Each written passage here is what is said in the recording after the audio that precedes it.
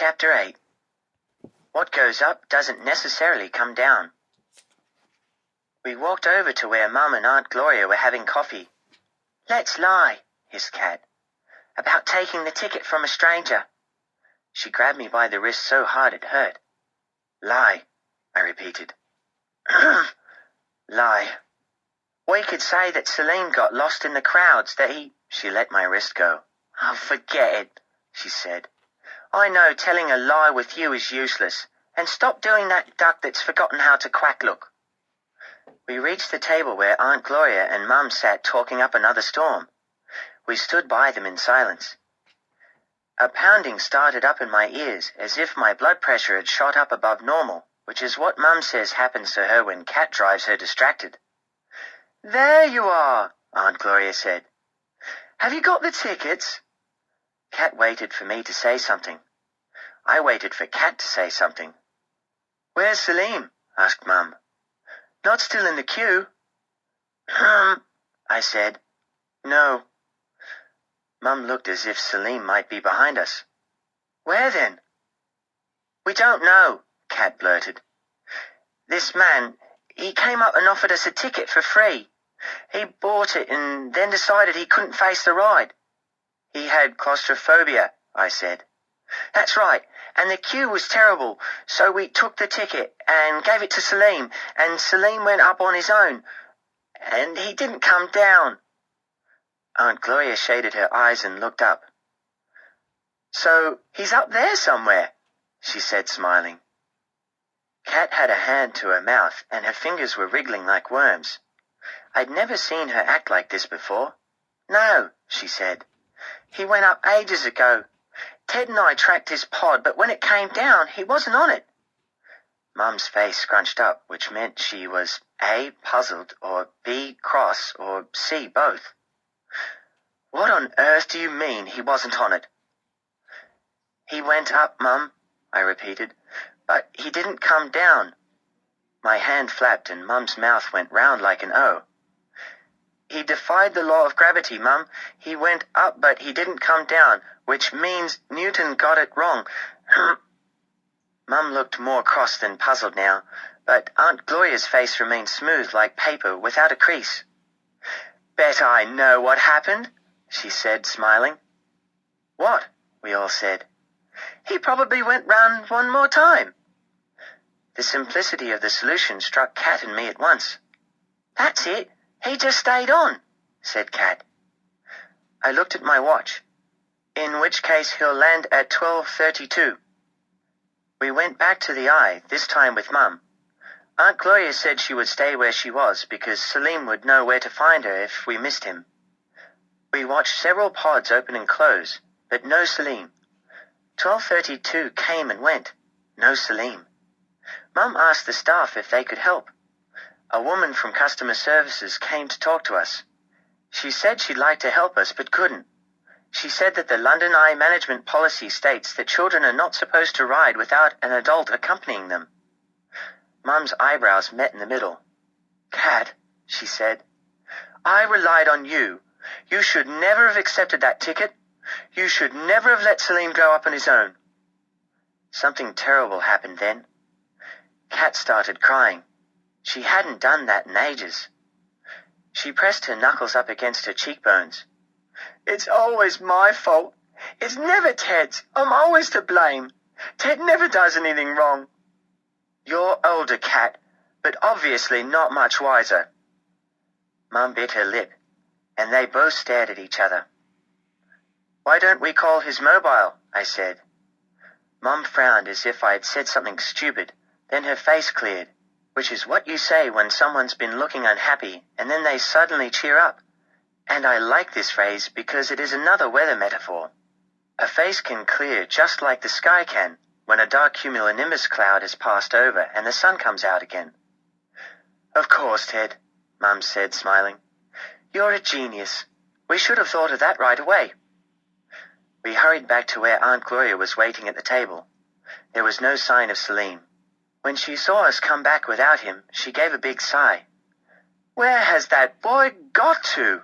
she said. Mum picked up Aunt Gloria's handbag. "Call him. Get your mobile out. Give him a call." "Okay," Aunt Gloria said. "He's probably only a few yards away." She pressed some buttons and put the phone to her ear with a smile and a nod of her head. Then her expression did the opposite of clear. It clouded over. "The mobile phone you are calling has been switched off," she repeated. "Please try later." She dropped the phone down on the table. Her lips trembled. "Why is his phone off?" she whispered. "Why?" Kat said later that we spent the next hour darting around the South Bank like headless chickens. It is a puzzling fact that chickens can run around in a frenzy for some seconds after being decapitated, but I do not think they do this for a whole hour. We looked everywhere, but there was no sign of Salim. We went back to the staff, who called the police. A constable took our names and addresses. He asked if we thought Salim knew his way back to our house. "Probably," we said. Then he told us to do 3 things. A, keep trying his phone. B, go home and wait. And C, try not to worry. He said that he would report Salim's disappearance to the rest of the squad on duty in the area. If he hadn't reappeared in a few hours, an officer would visit us. Kat tried to explain about how Salim had vanished some time after getting on the wheel and before getting off. He looked at her as if she was imagining it. "Children don't evaporate into thin air," he said. "Not in my experience." So then we did B, and we went home to wait. We were hoping to see Salim in our front garden, but he wasn't there. So Aunt Gloria did A, that is, she pressed and repressed the redial button on her mobile phone. Mum got her inside and made tea. Kat fetched a china plate and arranged some chocolate fingers on it. This was Mum and Kat's way of trying to do C, but nobody ate any. We all tried not to worry, but nobody succeeded. Then Mum called Dad and told him what had happened. He said he was round the corner at the barracks and nearly finished for the day. He'd come home to see if there was anything he could do to help. Mum hung up. Immediately the phone rang. Aunt Gloria grabbed it. "Salim," she said loudly. She listened for a few seconds and her face turned into a mini ice age. That's my own expression, and I hope you can guess what it means. She slammed down the phone. "Some man," she said, "selling conservatory windows." She made it sound as if selling conservatory windows was a crime against humanity. She looked at the clock on the mantelpiece. 3 hours, she said. "He's been gone 3 hours. This hasn't happened before." Then she started pacing up and down the room, punching one fist into the palm of another. It was very interesting to watch. I wondered what kind of weather she could be compared to and decided on a thunderstorm, very localized, with forked lightning. "Salim," she said as if he were in the room, "I'll have your guts for garters." I had never heard this before and wondered what garters were. Kat told me later that they are what women used to wear around their thighs to keep their stockings up, and they are elasticated. I do not think guts would be a tidy way of doing this. Then Aunt Gloria said, "Oh, my boy, what have they done to you?" I wondered whom she meant by they. Then, "You'd better be back by Wednesday, or we'll miss our flight to New York." Then, "That stupid policeman saying not to worry. I'll bet he doesn't have children." Then, "Supposing some terrible gang has abducted him. Oh, mercy, mercy, no." Then she noticed me watching her. "What are you staring at?" She pointed a pink-lacquered fingernail at me and jabbed the air. "If you hadn't suggested going to the London Eye, this would never have happened. You and your bloody bicycle wheel in the sky." She flopped onto the sofa and made a wailing sound. "Oh, Ted, I'm sorry. I didn't mean that." "Chloe," Mum said, rushing to sit beside her. "Calm down, love." She flapped her hand at me as if I was an annoying fly. I figured out that this meant she didn't want me anywhere nearby. I went to see Kat, who was in the kitchen sitting at the table. She had her headphones on and her head down on her arms so she couldn't see me or hear me. So I went up to my room. Chapter 9. Dodos, Brigantines, and Lords. I jumped onto my bed, down next to the lilo where Salim had slept the night before, and banged my fist against the wall, then jumped up on the bed again, and down again, wall again, and I went, bed again, floor again. This was the routine I'd had when I was small, before Mum and Dad bought me the trampoline. Then the trampoline came, and I jumped on that instead. Then the trampoline broke, but I didn't go back to the old routine because Mum said it would damage the walls and furniture now that I was bigger. So I hadn't done the routine in years. I'd forgotten how good it felt. When I was tired of jumping, I got out some volumes of my encyclopedia and curled up on my bed against the wall and looked at some interesting entries. There was a knock at the door. Kat came in. "Ted," she said. She closed the door behind her and leaned against it. "You've still got your jacket on. Why do you always forget to take it off?" I shrugged and drew it closer around me. "Ted, I need you now," Kat said. She did something odd, which was she sat on the bed next to me. "You're all I've got. Mum isn't talking to me. Auntie Glow thinks I'm Satan in disguise. Dad's home from work now, but he just shakes his head every time I open my mouth." I looked up. "The dodo disappeared, Kat," I said. "What?" "The dodo. It dropped off the evolutionary path." "Right. The dodo. So?" "It disappeared. Darwin would say it wasn't adaptable enough to survive, so it didn't." "I don't think Salim's dropped off the evolutionary path, Ted." "No, I know, but I've been thinking about disappearances," I said, "and looking some of them up in my encyclopedia." "Oh, yeah?" "There was this lord called Lord Lucan. People think he murdered the nanny who was looking after his children and then threw himself off a cliff in remorse. Perhaps he did, but his body never showed up, Kat. Perhaps he made it look that way, but really went off somewhere in disguise under another name. One theory is that he went off to India and became a long-haired hippie." "I don't see what that's got to do with—" "Then again, perhaps he was murdered himself. Perhaps he's buried under someone's patio." There was a long silence. "That's not very helpful, Ted." "There was the Mary Celeste, too. The Mary Celeste was a 100-foot brigantine ship from New York. It turned up in the Bay of Gibraltar with no one on board. It was as if they'd been beamed into outer space by aliens." "Ted, I don't think this is the time for joking." I slammed the book shut. "Okay," Kat said. "You weren't joking. I should know by now. You never joke. So what do you mean?" I didn't really know what I meant. The only thing that linked the dodo, Lord Lucan, the people on board the Mary Celeste, and Salim was that they'd all disappeared. I sat, looking at Kat's hunched-up shoulders. The room was silent apart from her breathing and mine. Somehow, it was a real effort, but I managed it. I put out my hand and placed it where her shoulder hunched. It was bony and soft. "Kat," I said, "you and I are together in this. People disappear, and things. Most of them reappear." Kat rested her hand on top of mine, and I saw some tears fall down her cheeks. Her head went off to one side. She was the one who looked like a duck that's forgotten how to quack. And I felt a teardrop fall onto the hand on her shoulder.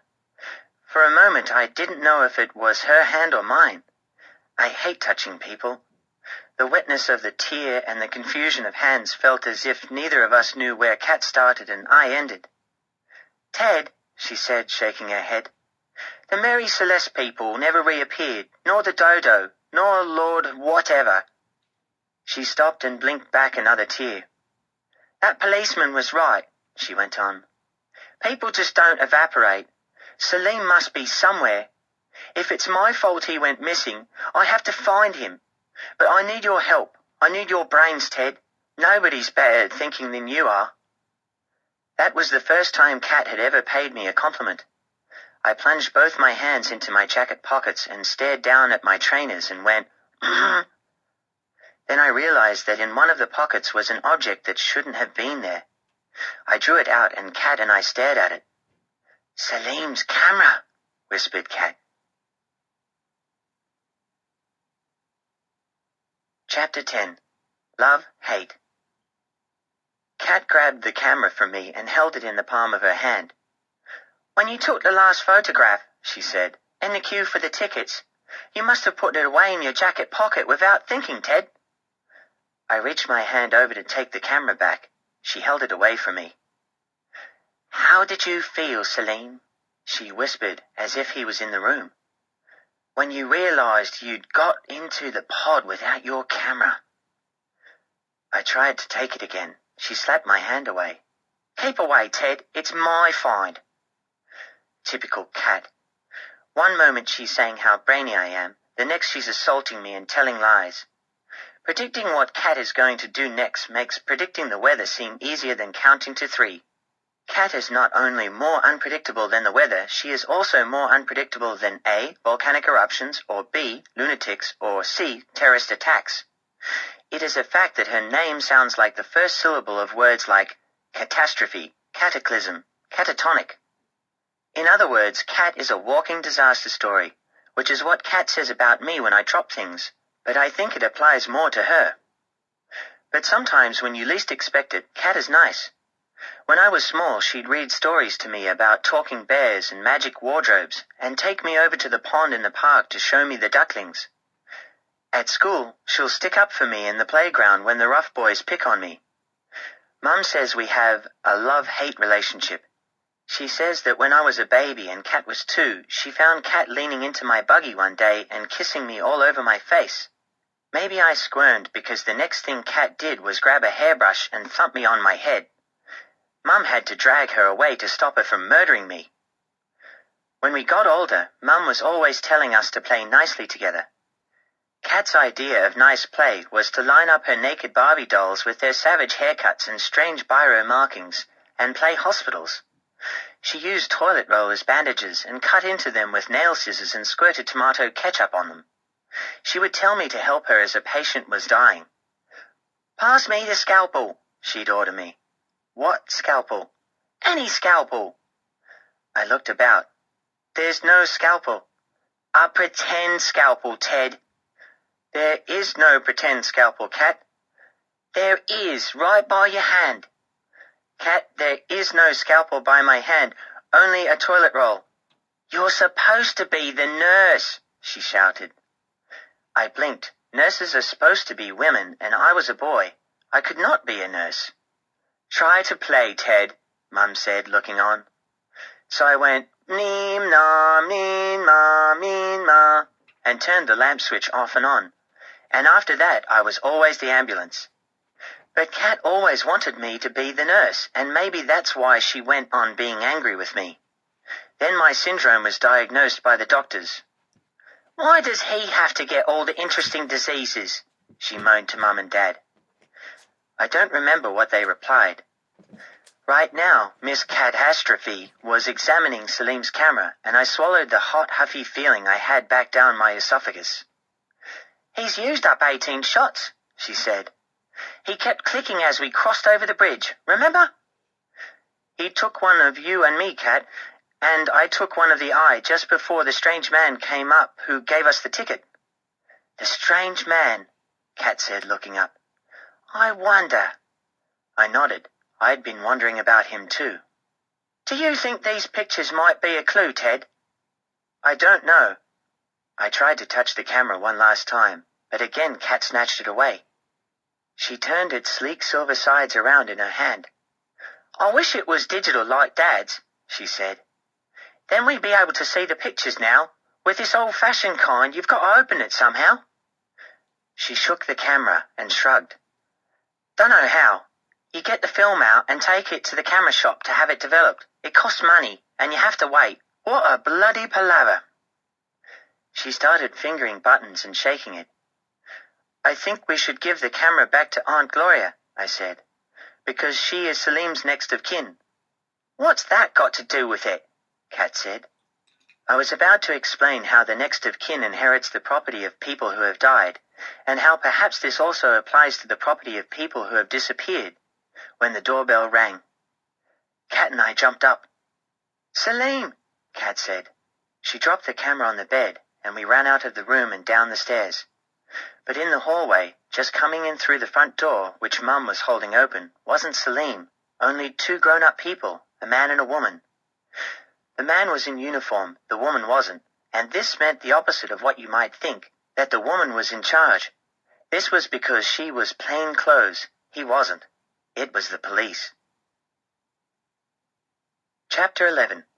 Margins of Error. Minutes later in the living room, the atmosphere was hot and close. Everyone was polite.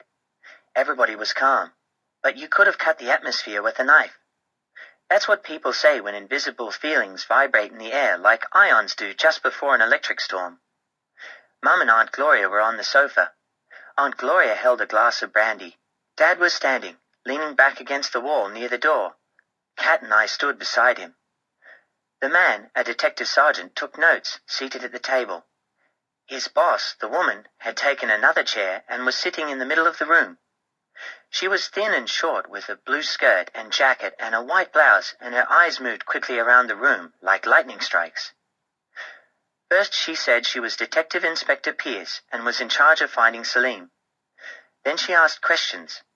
Who everyone in the family was, why Aunt Gloria was visiting, and why she planned to move to New York.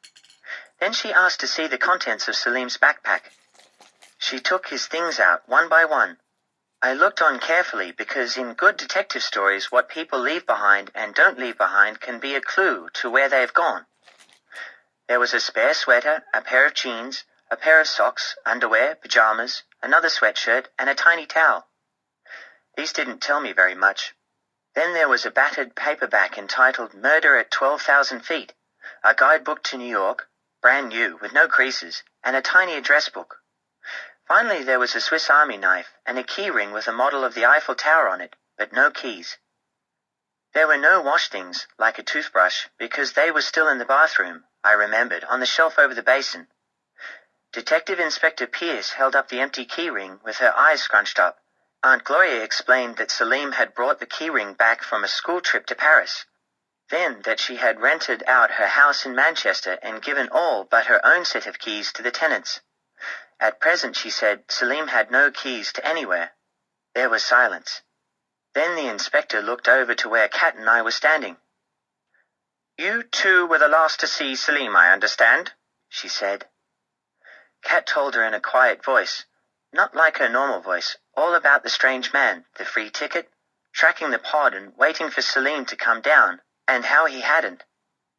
We should never have left them to get the tickets on their own, Mum said when Kat finished. The inspector's hand waved through the air. What this meant I do not know. Then she turned back to Kat. You say you tracked the pod? Kat nodded. For half an hour you did nothing but stare up and watch the London Eye go round. Well, Kat considered, we walked back so as to be able to see better.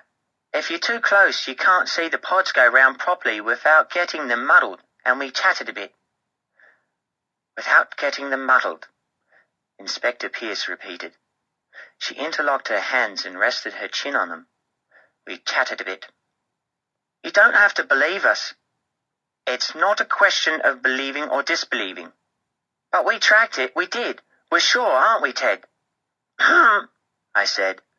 Sure, 100%? No, Kat. Kat's eyes and lips scrunched up. Sure, 98%? Yes, I said. The inspector looked at me without saying anything. The corners of her lips turned up, which meant she was slightly amused.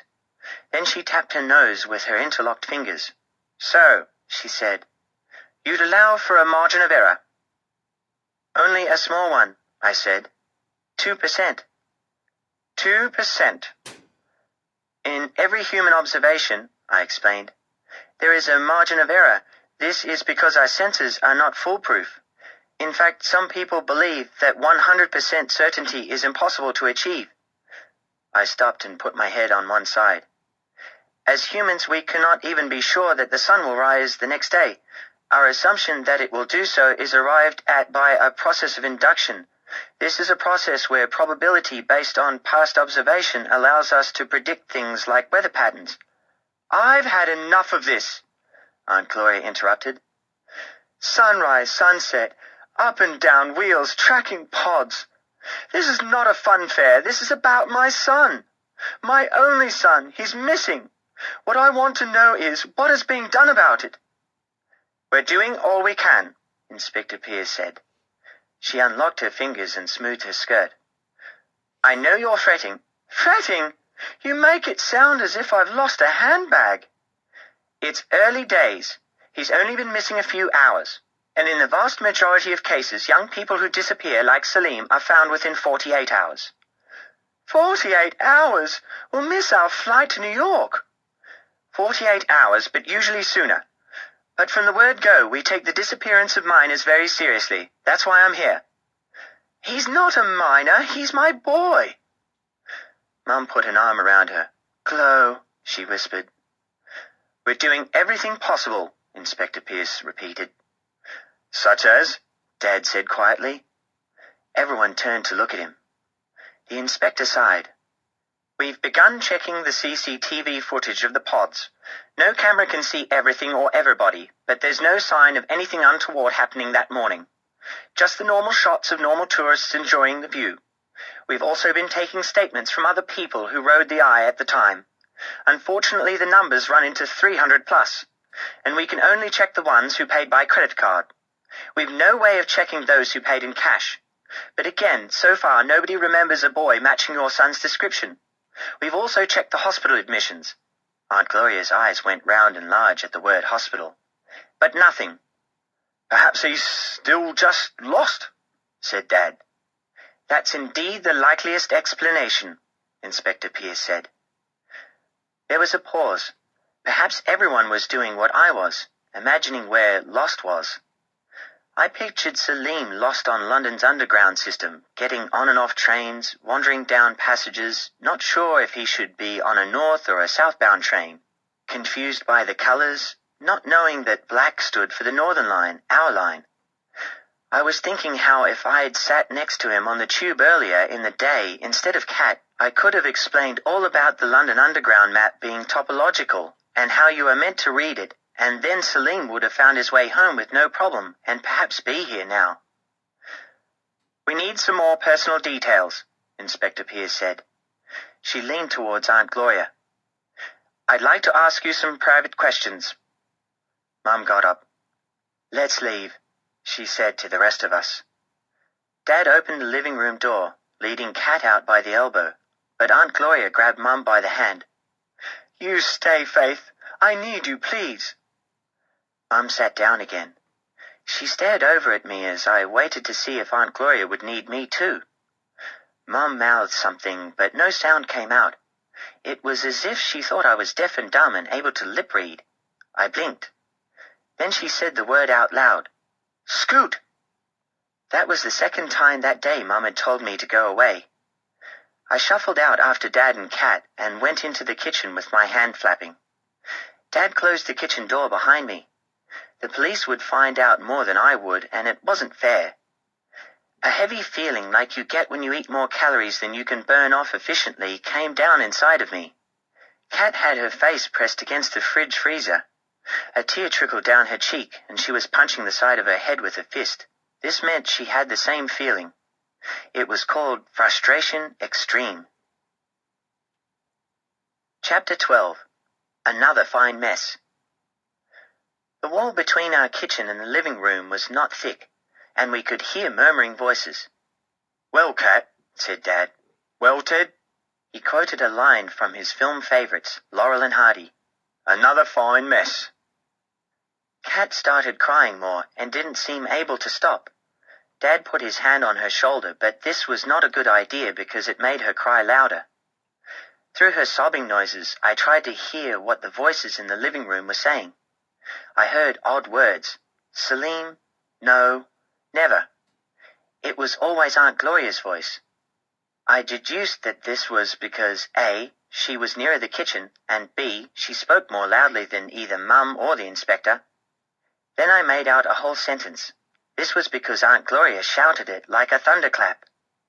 Salim would never run away from me! I put my hands over my ears. I felt air pushing itself against my face. My mouth opened and closed. I said. Dad opened the door to our back garden. It was early evening outside. He motioned for Kat and me to go out with him, but Kat shook her head. So I went out with Dad on my own. We walked down the path towards the garden shed past our line of washing, which flapped in the breeze. light southwesterly. Dad, I said. Yes, Ted. What's the probability that Salim has run away? Dad gave a scrunched-up look. I'd hardly blame him if he had. Then he shook his head as if he didn't mean what he'd just said. I don't know, Ted.